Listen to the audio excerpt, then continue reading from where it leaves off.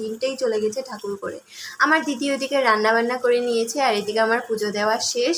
আর বাকি যাগুলো আছে বিকেলে করে নিব, কারণ কাপড়গুলো তো শুকোতে হবে। আর আজকে না ঘরটা অনেক ফ্রেশ ফ্রেশ লাগছে, মনটা অনেক ভালোও লাগছে ঠাকুর দেওয়ার পর।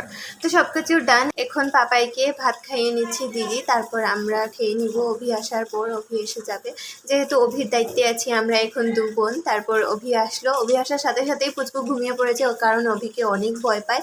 অভিকে ডক্টর আঙ্কেল বলে, কারণ ওর আইডেন্টি কার্ড সারাক্ষণ থাকে তো গলা, এটা দেখে ডক্টর আঙ্কেল নাম দিয়েছে।